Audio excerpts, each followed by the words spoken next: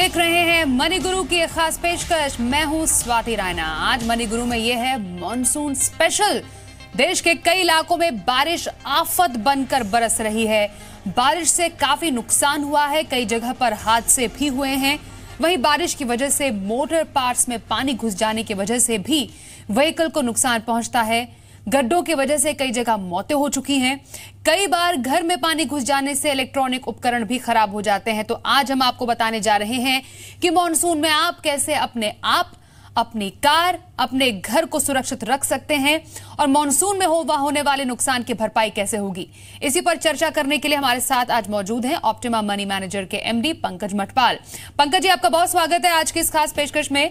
वैसे मॉनसून का जो ये मौसम होता है, रिमझिम बारिश की फुहारें एक सुकून देती हैं, लेकिन कई बार ये बारिश की फुहारें लोगों को परेशान भी करती है। और हाल फिलहाल में हमने देखा है कि मॉनसून की बारिश से लोगों के घर, लोगों की गाड़ियां, लोगों के ऑफिस, लोगों के माल, जो लोग बिजनेस करते हैं उनके कंसाइनमेंट्स को पहुंच जाता है नुकसान। यहां तक कि खुद एक्सीडेंट हो जाते हैं, लोग गड्ढों में गिर जाते हैं, कईयों की मौत की खबरें भी आई हैं, वहीं कई लोग डिसेबल हो जाते हैं। इसलिए हम मनी गुरु में आज समझना चाहेंगे कि मॉनसून से होने वाले नुकसान क्या क्या है और इससे कैसे बचाव किया जाए। इसलिए सबसे पहले एक एक करके सर आपसे बात करेंगे कि मॉनसून में आमतौर पर कैसे नुकसान होते हैं जो कि हर साल लगातार बढ़ते जा रहे हैं।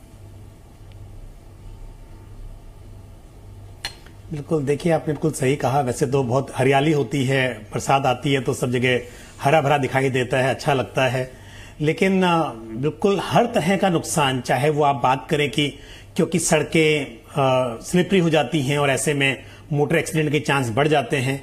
और मोटर एक्सीडेंट में चाहे वो गाड़ी का नुकसान हो या कई बार लोगों को खुद एक्सीडेंट में चोट लग जाती है या अपनी गाड़ी से सामने वाली व्यक्ति की प्रॉपर्टी का नुकसान या फिर कोई इंजरी वगैरह, वो भी चांस हो जाते हैं।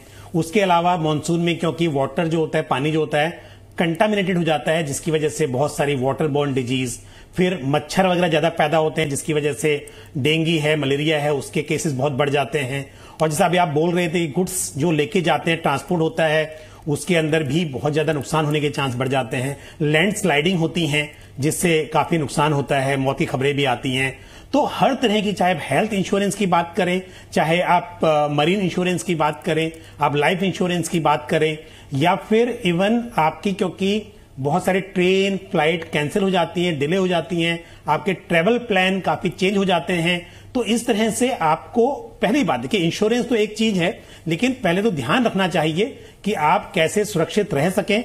जो दूसरे उपाय हैं, अगर हम बात करें मलेरिया है, डेंगू है, उससे कैसे बचा जाए, उस पर काम करें। लैंडस्लाइड होती है तो ऐसी जगह पर ट्रेवल ना करें। तो पहले तो गाड़ी को धीमी स्पीड में चलाएं, इन बातों का ध्यान रखें। लेकिन हाँ, उसके बाद भी आपको पता है कि कई बार जो एक्सीडेंटली चीज होती हैं, दुर्घटनाएं होती हैं, उससे बचने के लिए या जो पैसे का जो नुकसान होता है, उसके लिए आपको डेफिनेटली हर तरह का भरपूर इंश्योरेंस आपके पास होना चाहिए, एडिक्वेट इंश्योरेंस होना चाहिए। बिल्कुल। तो मॉनसून में होने वाले नुकसान की जो फहरिस्त है साल दर साल बढ़ती जा रही है। ऐसे में जरूरत हो जाती है कि आप एक ऐसी इंश्योरेंस पॉलिसी ले जो कि आपके घर, आपकी गाड़ी, आपका जो माल है, यहां तक कि आपके खुद को इंश्योर कर सके, को कवर कर सके। तो हम एक एक करके पंकज जी अब आपसे बात करेंगे। सबसे पहले जो मॉनसून में गाड़ी को नुकसान पहुंचता है, मुंबई की बात हो, चाहे दिल्ली की बात हो, चाहे बेंगलुरु की बात हो या कोलकाता की बात हो, हर जगह की एक ही कहानी है, सड़कों पर पानी भरना और उस पानी में गाड़ियों का फंस जाना। अब ऐसे में सर बताइए कि मॉनसून में कार का जो इंश्योरेंस होता है वो कितना ज्यादा महत्वपूर्ण हो जाता है। उसमें भी मैं खासतौर पर इंजन की बात करूंगी और इंजन प्रोटेक्शन कवर का जिक्र यहां पर बहुत आता है। उसकी खूबियों और उसके फीचर्स के बारे में सर बताइएगा। देखिए, जो आपने अभी बोला कि गड्ढे हैं, पानी है और गड्ढे हैं, पता नहीं चलता कि कहां पर गड्ढा है और गाड़ी में नुकसान ज्यादा होता है। फिर जो आपने इंजन की भी बात की, बिल्कुल सही बात है। तो ऐसे में जो मोटर इंश्योरेंस है, वहां पर कुछ राइडर्स होते हैं, कुछ वैल्यू एडिड सर्विस होती हैं, जैसे इंजन प्रोटेक्शन कवर है या फिर जीरो डेप्रिसिएशन कवर है। वो बहुत महत्वपूर्ण हो जाता है, क्योंकि क्या होता है, नॉर्मल कंडीशन में अगर आप गाड़ी का एक्सीडेंट हुआ तो उसका तो आपको कवर मिलेगा, लेकिन जो पेंट वगैरह आप कराते हैं उसके अंदर डेप्रिसिएशन बहुत ज्यादा हो जाता है, उसमें आपको बहुत कम पैसा मिलता है। कुछ ऐसे पार्ट्स होते हैं जो प्लास्टिक पार्ट्स हैं गाड़ी में, उसका आपको कवर काफी कम मिलता है, या कुछ पार्ट तो कवर ही नहीं होते हैं। तो ऐसे में आजकल बहुत सारी ऐसी इंश्योरेंस पॉलिसी हैं जहां पर आपको जीरो डेप्रिसिएशन होता है, या फिर यहां तक भी है कुछ वैल्यू एडेड सर्विसेज हैं कि आपकी गाड़ी रास्ते में बंद पड़ जाती है तो आपको दूसरी गाड़ी अरेंज करके मिल सकती है, या आपको होटल का स्टे मिल सकता है। तो जब आप इंश्योरेंस पॉलिसी लेते हैं तो ध्यान रखें ये जहां पर बेनिफिट है, इवन अगर आपका फ्यूल खत्म हो जाता है तो आपको फ्यूल भी प्रोवाइड किया जाता है। तो इस तरह की जो वैल्यू एडेड सर्विस है अदर देन एक्सीडेंट या फायर की हम जो बात करते हैं, थर्ड पार्टी कवर की बात करते हैं, जो वैल्यू एडेड सर्विसेज हैं उन पर भी आप ध्यान रखें, क्योंकि बरसात में इनकी बहुत जरूरत पड़ती है। जी, और थर्ड पार्टी इंश्योरेंस तो कंपलसरी किया ही गया है। अब आप वैल्यू एडेड सर्विसेज की सर बात कर रहे हैं, एड ऑन बीमा, जिसमें engine protector, 24/7 assistance, depreciation shield जो होता है जिसका अभी आपने जिक्र किया, वो सब शामिल है। वैल्यू एडेड जैसा नाम कहता है सर, मतलब एक्स्ट्रा वैल्यू के साथ। इसके लिए एक्स्ट्रा पैसे, एक्स्ट्रा प्रीमियम पे करना पड़ता है, और कितना तक का पड़ता है? देखिए, ये बिल्कुल सही बात है, कोई भी चीज फ्री नहीं मिलती है, थोड़ा पैसा एक्स्ट्रा जाता है। बट अगर हमें लगता है कि रिस्क है तो पीस ऑफ माइंड के लिए बहुत जरूरी हो जाता है कि आप 10-20% जो एक्स्ट्रा प्रीमियम होता है कंपैरेटिवली, वो अगर आप बेयर कर सकते हैं तो एक पीस ऑफ माइंड आपको मिलता है कि कभी ऐसा हो जाए कि गाड़ी रास्ते में बंद पड़ जाए और वैसे में आपके पास कुछ दूसरा ऑल्टरनेटिव नहीं है, तो एटलीस्ट अगर इस तरह का कवर है तो फ्री टोइंग या आपको ऑल्टरनेटिव अरेंजमेंट आपको करके मिलता है। तो मेरे हिसाब से ये चीजें कंसिडर करनी चाहिए। अगेन ये डिपेंड करता है कि आपकी ट्रैवलिंग किस तरह है, आप कैसे करते हैं। कई लोग जो वीकेंड पे सिर्फ ट्रैवल करते हैं या बरसात के मौसम में गाड़ी चलाते ही नहीं है, तो आपको शायद जरूरत ना पड़े। जो रेगुलर यूज कर रहे हैं और ट्रैवल अच्छा करते हैं, लंबे दूरी पर ट्रैवल करते हैं, तो बहुत जरूरी हो जाता है कि आप इस तरह का कवर जरूर लें। चलिए सर, ये तो गाड़ी की बात हो गई कि मॉनसून में गाड़ी को जो नुकसान पहुंचता है उसके लिए जरूरी होता है कि आप एड ऑन बीमा कवर लीजिए। एक बार फिर से रिपीट कर रहे हैं, जिसमें इंजन प्रोटेक्टर, 24/7 असिस्टेंस, डेप्रिसिएशन जो ये कवर होता है वो आपको लेना चाहिए, जिससे कि मॉनसून से होने वाले खासतौर पर नुकसान से आपको कम से कम उसकी भरपाई भी डेफिनेटली होगी। अब मॉनसून में खुद की सुरक्षा करना भी बेहद जरूरी होता है पंकज जी, क्योंकि जैसा हम बता रहे थे और हाल ही में एक स्टडी भी आई, सुप्रीम कोर्ट ने यहां तक की फटकार भी लगाई कि सड़क पे जो गड्ढे होते हैं उससे ज्यादा मौतें होती हैं, और इसका आंकड़ा लगातार बढ़ता जा रहा है। ऐसे में यह समझ आता है कि मॉनसून का सीजन प्रोन है एक्सीडेंट के। खुद भी जैसे आप सड़क पे चल रहे हैं, आपकी गाड़ी गड्ढे में गिरी, आपको नुकसान पहुंचा, या तो आप डिसेबल हो जाते हैं या तो कई बार कई केसेस में मौत भी हो जाती है। तो अपनी सुरक्षा, खुद की सुरक्षा के लिए क्या स्टेप्स लेने चाहिए? देखिए, पहली बात तो यह कि रास्ते में लोग मोबाइल पर बात करते हुए चलते हैं, कई बार इससे उनको तो नुकसान होता ही है, लेकिन जो लोग गाड़ी चला रहे हैं उनको भी काफी दुर्घटना होने के चांस बढ़ जाते हैं। तो ये बहुत जरूरी है कि आप थोड़ा सा नियमों का पालन करें। और बरसात के मौसम में क्योंकि ब्रेक लगाना बहुत आसान नहीं होता है, कई बार ब्रेक लगते नहीं हैं, तो कई बार लोग गाड़ी के आगे आते हुए पैदल चलने वाले यात्री क्रॉस कर रहे होते हैं और ऐसे ब्रेक नहीं लगा तो दोनों का नुकसान है। ऐसे ही आप गाड़ी में डिस्टेंस बना के चले, क्योंकि थोड़ा सा अगर कभी ब्रेक मारने पड़े आगे वाली गाड़ी को तो पीछे वाली गाड़ी लग जाती है। तो थोड़ा जो प्रिकॉशन है, बेल्ट हमेशा पहनना, हेलमेट पहनना टू व्हीलर पर, स्पीड कंट्रोल करना, ये तो बहुत जरूरी है ही है। लेकिन उसके अलावा आप ध्यान रखें कि आपकी गाड़ी का जो एक्ट कवर या थर्ड पार्टी कवर की अभी आप भी बात कर रही थी, वो कानूनी तौर पर तो जरूरी है ही है, लेकिन ये नहीं क्योंकि आपको कोई ट्रैफिक पुलिस वाले को पकड़ते हैं इसके लिए आपको लेना है। पर सोचिए कि अगर किसी वक्त गाड़ी चलाते हुए सामने वाले का कोई नुकसान हो गया और उसने बहुत बड़ा कुछ क्लेम किया तो बहुत भारी पड़ जाता है। इसके लिए हमेशा देखें थर्ड पार्टी कवर तो बिल्कुल हो ही हो, और उसके अलावा कॉम्प्रिहेंसिव इंश्योरेंस भी होना चाहिए। साथ ही एक्सीडेंट कवर अपना खुद के लिए कि अगर डिसेबिलिटी हो या टेम्परेरी टोटल डिसेबिलिटी हो, उसके लिए भी अपने पास कवर हो, क्योंकि उसमें इनकम भी रुक जाती है और प्लस हॉस्पिटलाइजेशन जो है उसके लिए भी खर्च होता है। तो अब ध्यान रखें कि सड़क पे चलते समय दूसरों के लिए भी और अपने लिए भी ऐसा एटमॉस्फेयर बनाएं कि नुकसान ना हो और सड़कें सुरक्षित हों। मतलब ये दोबारा वही बात, ये तो एड ऑन पॉलिसीज हैं या राइडर के तौर पर भी ले सकते हैं पंकज जी। जैसे एक्सीडेंट किसी को होता है, डिसेबिलिटी राइडर्स या फिर बीमारियों जो बीमारी हो जाती है खासतौर पर मॉनसून में जो ज्यादा प्रोन टाइम है, उस टाइम पर राइडर ऐड करा सकते हैं? देखिए, राइडर तो आप पॉलिसी एनिवर्सरी पर ऐड कर सकते हैं। अगर लाइफ इंश्योरेंस पॉलिसी है और उसमें आप accident and disability benefit rider की बात करते हैं तो वो पॉलिसी की एनिवर्सरी पर ही ऐड कर सकते हैं आप। तो आपने पॉलिसी कब ली है, उसको एक साल खत्म कब हो रहा है उसका, उस वक्त पर ऐड करेंगे। लेकिन आपको एक बात बता दूं कि जो accident and disability benefit rider होता है उसके अंदर डिसेबिलिटी हो जाती है परमानेंट तो कवर मिलता है, लेकिन कई बार ऐसा होता है कि टेम्परेरी टोटल डिसेबिलिटी होती है कि 8-10 दिन के लिए बिल्कुल पेशेंट बेड पर पड़ा हुआ है। तो ऐसे में जो स्टैंड अलोन पॉलिसी होती है नॉन लाइफ इंश्योरेंस कंपनी की, वो ज्यादा उपयुक्त होती हैं इसके लिए। तो आप राइडर की जगह पर स्टैंड अलोन एक्सीडेंट कवर लें, वो बेनिफिशियल होगा। ओके, तो राइडर की जगह स्टैंड अलोन जो कवर है वो लेना ज्यादा बेनिफिशियल ऐसे समय में होता है। एक और सर, अब गाड़ी की सुरक्षा, खुद की सुरक्षा के बाद घर की सुरक्षा, मतलब बाढ़ से कई घर बर्बाद हो जाते हैं और जो घर का जो सामान होता है उसको भी नुकसान पहुंचता है। तो ऐसे में मॉनसून से होने वाले नुकसान में घर की सुरक्षा कैसे की जाए, अपने घर को इंश्योर कैसे किया जाए, और होम इंश्योरेंस सर शायद बहुत लोग इस पर बहुत ज्यादा ध्यान देते नहीं है, तो कितना इंपॉर्टेंट है? ये बहुत ही इंपॉर्टेंट और सही बोला है। हमारे यहाँ पर इंडिया में गाड़ी का इंश्योरेंस हो जाता है, लाइफ का भी होता है, हेल्थ इंश्योरेंस होता है, लेकिन घर के इंश्योरेंस पर लोग ज्यादा ध्यान नहीं देते हैं। और यहाँ पर बता दूं, दो चीजें होती हैं। एक होता है कि आपका जो कंस्ट्रक्शन है बिल्डिंग का वो इंश्योर्ड है, मतलब अगर घर गिर जाता है, टूट जाता है तो उसकी भरपाई हो नुकसान की। और दूसरी बात होती है जो हाउस होल्ड आइटम्स हैं घर के अंदर, चाहे वो इलेक्ट्रॉनिक आइटम है, अप्लायंसेज हैं या फिर ज्वेलरी है, कुछ भी है, वो सब भी आपकी कवर होती है। तो इसके लिए आप वहां पर भी देखें जब आप घर का इंश्योरेंस करते हैं। वैसे तो अगर हम मुंबई की बात करें या बड़े शहरों की बात करें तो यहां पर सोसाइटीज पूरी बिल्डिंग का इंश्योरेंस करा देती है, जो कि आपके मेंटेनेंस में आ जाता है, बट उसमें सिर्फ आपके बिल्डिंग कवर्ड है।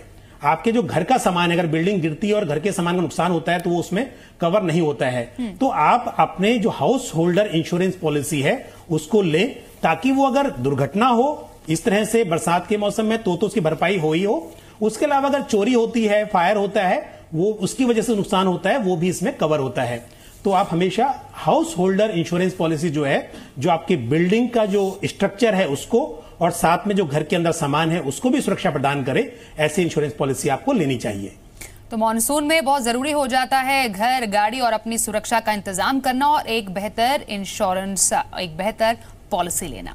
पंकज जी, अब हमने मॉनसून से होने वाले नुकसान पर तो चर्चा की, अब कॉलर से भी बात करते हैं जो कि अपने सवाल के जवाब जानना चाहते हैं। और ऐसे ही पहले कॉलर इस वक्त हमारे साथ संजय जी हैं। संजय जी, बहुत स्वागत है आपका हमारे शो में। आपने अपना सवाल भी हमें भेजा है। अब थोड़ा सा हमें डिटेल में बताइए कि आप हमारे एक्सपर्ट से क्या जानना चाहते हैं। नमस्कार मैडम। नमस्कार जी सर। मैडम, मैं एज मेरा 52 ईयर्स है।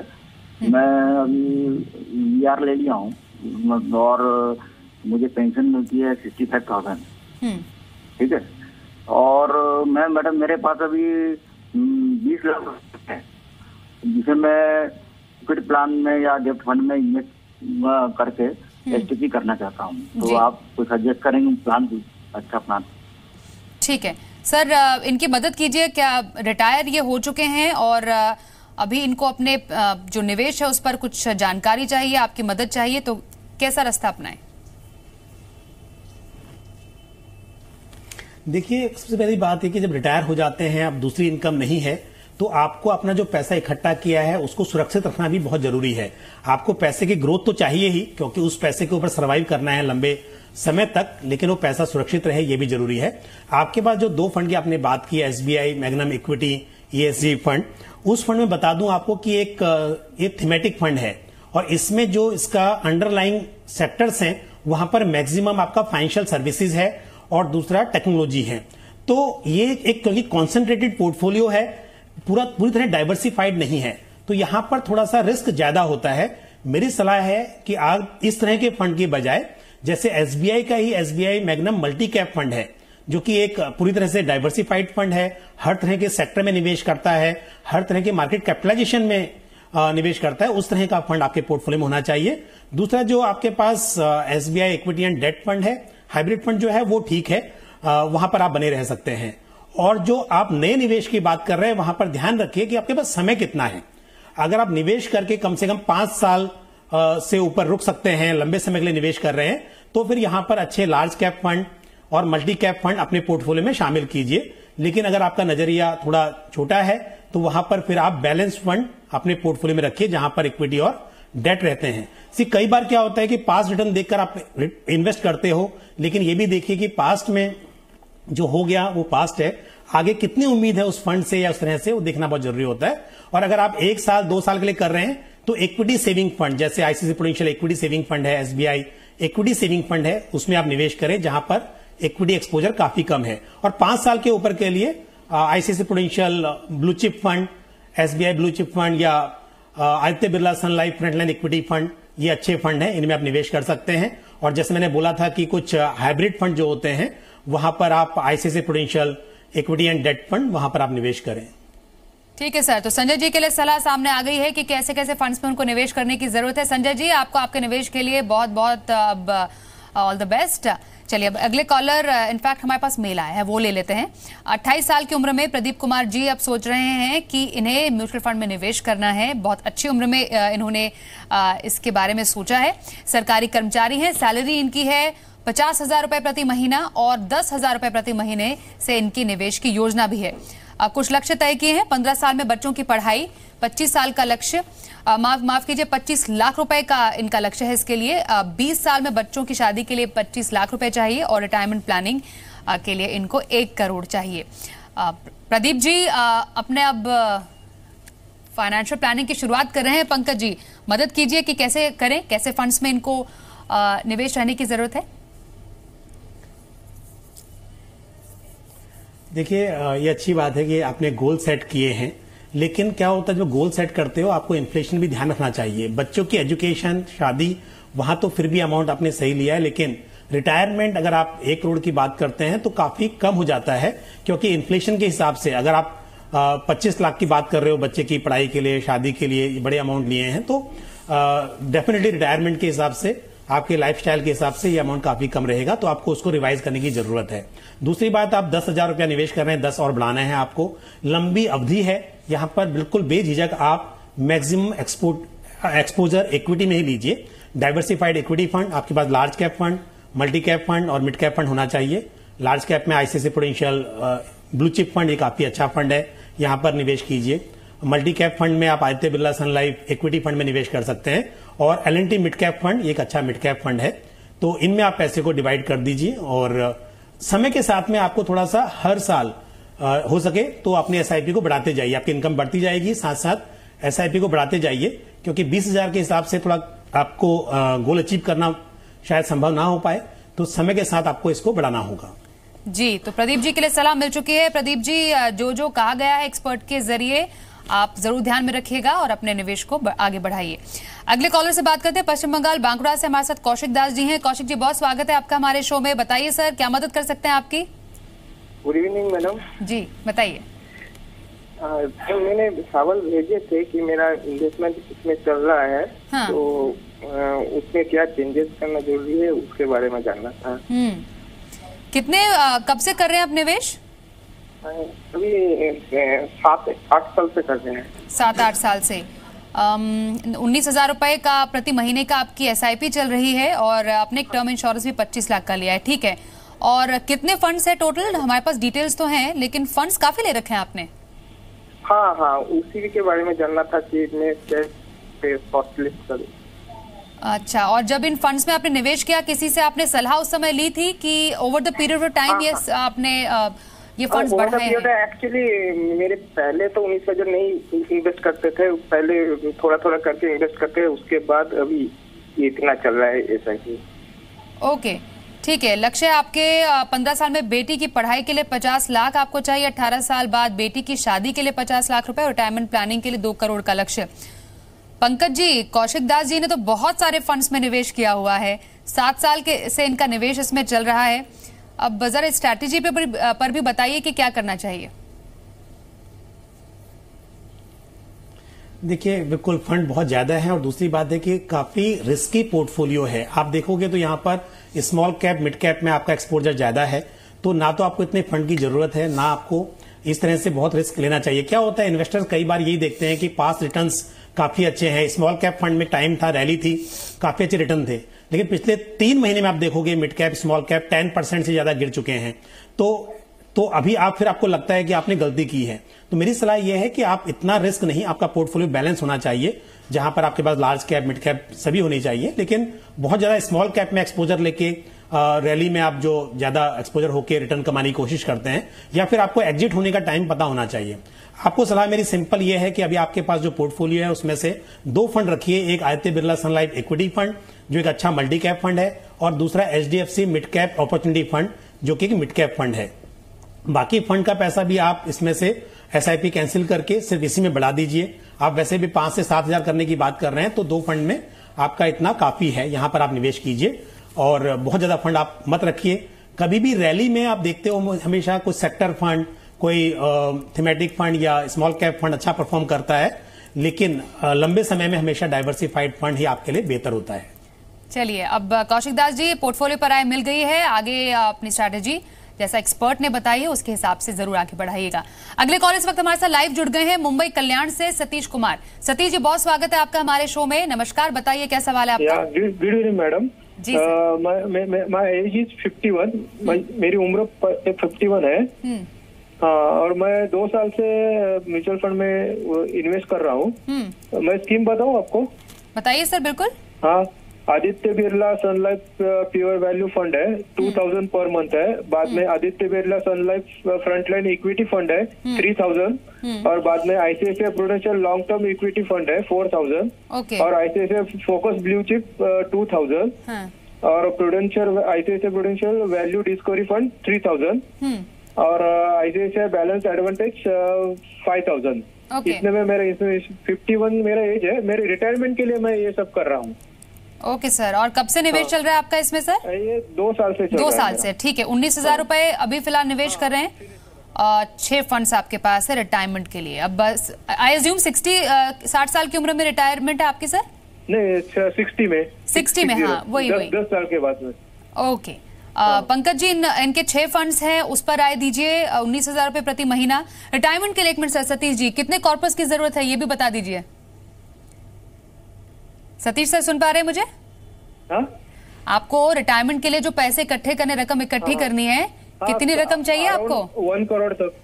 1 करोड़, ठीक है। पंकज जी बताइए, 1 करोड़ की रकम 10 साल के बाद 19,000 रुपए प्रति महीना 6 फंड्स में निवेश, कैसा स्ट्रैटेजी? जी, स्ट्रैटेजी अच्छी है, फंड्स भी अच्छे हैं। इसमें से जो ICICI prudential focus blue chip था उसका नाम अभी बदलकर ICICI prudential blue chip fund हो गया है। और बाकी आपके पास में, जैसे आपने बोला, प्योर वैल्यू फंड है, आपके पास में फ्रंटलाइन इक्विटी है, आपके पास जितने भी फंड हैं काफी अच्छे फंड हैं, इनमें आप बने रहिए। कई बार आपको ऐसा लगेगा कि जैसे प्योर वैल्यू फंड है उसका लास्ट 1 ईयर का रिटर्न अच्छा नहीं है, तो कई बार लोग घबरा जाते हैं कि अब रिटर्न अच्छा नहीं था। लेकिन आगे आने वाले समय में अगर आप देखें, फंड का पोर्टफोलियो देखेंगे, उसकी स्ट्रेटेजी देखेंगे, तो वो काफी अच्छा फंड है। ऐसे ही जो ICICI prudential value discovery fund है, वो एक अपने आप में एक वैल्यू स्टाइल का फंड है, जहां पर फंड मैनेजर की कोशिश होती है कि जो वैल्यू पिकिंग हो सके, जो बहुत अच्छे स्टॉक्स सस्ते में अवेलेबल हो उनको खरीदा जा सके। तो ये अच्छे फंड है, आपके पोर्टफोलियो में बने रहिए। दूसरी बात मैं आपको बोलूंगा, क्योंकि आपने बोला 10 साल का समय है, अभी पहले 5 साल आप बिल्कुल इक्विटी में निवेश कीजिए, लेकिन उसके बाद जो अगले 5 साल होंगे वहां पर आप इक्विटी एक्सपोजर को हर साल सिस्टमेटिक तरीके से कम करते जाइए, ताकि जब आप रिटायर हो उस वक्त आपके इक्विटी पोर्टफोलियो में कुछ 20%, 25% एलोकेशन इक्विटी का हो और बाकी आपका डेट हो। तो अभी आप बिल्कुल इक्विटी में रहिए, लेकिन जब आप बिल्कुल रिटायरमेंट के पास होंगे तब आपका इक्विटी एलोकेशन कम हो जाना चाहिए। तो ये स्ट्रेटेजी मन में रखिए। और दूसरी बात, साथ में आप थोड़ा और बढ़ाइए। आपके पास हालांकि आप 19,000 रुपए का इन्वेस्टमेंट कर रहे हैं, अच्छी रकम है, लेकिन फिर भी क्योंकि इन्फ्लेशन काफी है और उम्र काफी अभी लंबी होती है, तो इस हिसाब से मेरे राय है कि आप उस समय के साथ थोड़ा सा इन्वेस्टमेंट को बढ़ाते जाइए। चलिए सतीश जी, आपके लिए सलाह दे दी है हमारे एक्सपर्ट पंकज मटपाल ने, और आपके रिटायरमेंट की जो रकम आपको इकट्ठी करनी है उसके लिए आपको all the very best. Pankaj ji बहुत शुक्रिया आज हमारे साथ मनी गुरु के स्पेशल शो में जुड़ने के लिए, मॉनसून से होने वाले नुकसान कैसे करनी चाहिए तैयारी वो बताने के लिए और दर्शकों के सवाल के जवाब भी देने के लिए बहुत शुक्रिया।